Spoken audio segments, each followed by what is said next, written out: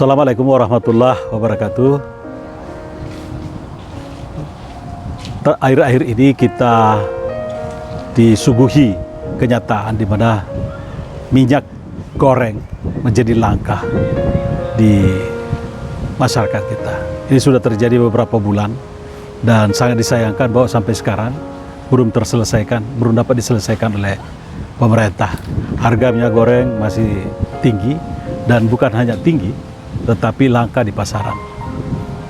Sementara kita ketahui, kita adalah pemilik kebun terluas dalam soal minyak goreng ini, dalam soal kelapa sawit maksud saya.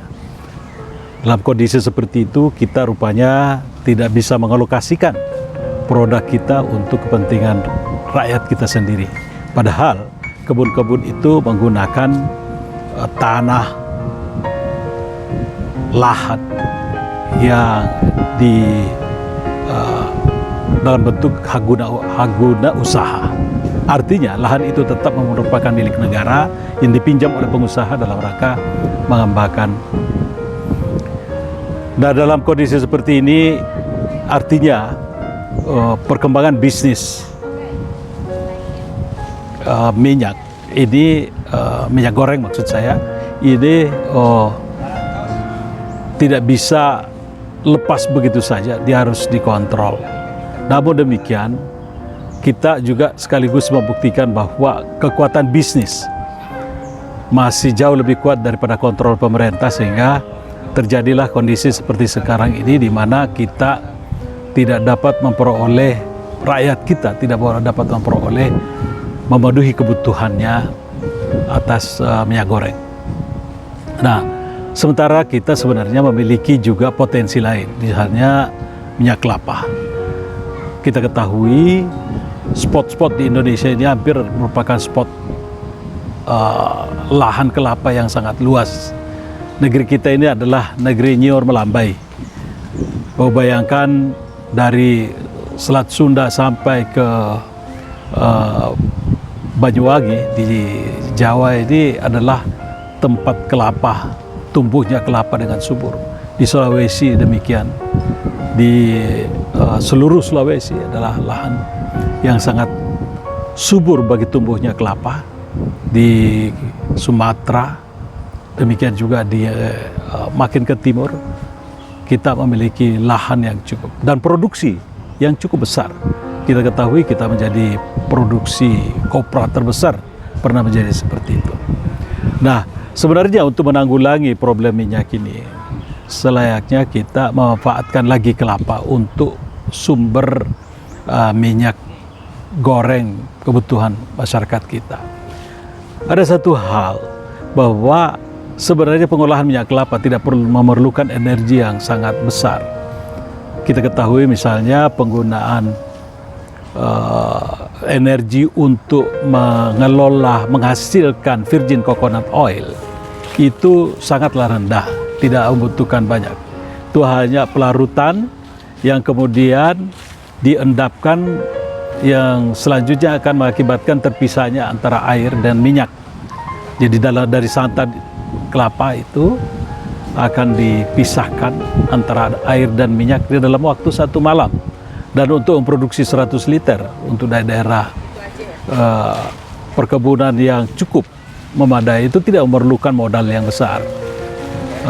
Teman-teman mengembangkan dengan menggunakan blender sederhana, sudah bisa mengelola ini dan menghasilkan produksi yang sangat besar. Dan yang lebih lagi bahwa kelapa ini memiliki nilai kesehatan yang sangat tinggi. Dan kelapa yang dihasilkan tanpa pemanasan itu jauh lebih bagus, lebih sehat dibandingkan aja kelapa yang dihasilkan dengan pemanasan. Sehingga produksi virgin coconut oil di samping mudah, itu juga bisa memenuhi kebutuhan minyak goreng masyarakat, kebutuhan untuk berbagai macam produksi masyarakat berkaitan dengan foods, bahan-bahan makanan. Saya berharap bahwa masyarakat mau melirik kembali, memanfaatkan kelapa yang sangat besar di Tasik, di pantai selatan, pantai utara itu kita kelola dengan baik, menghasilkan semacam virgin coconut, dan virgin coconut ini gunakan untuk memasak itu adalah sangat sehat. Jadi teknis pembuatan virgin coconut oil ini dia sederhana sekali.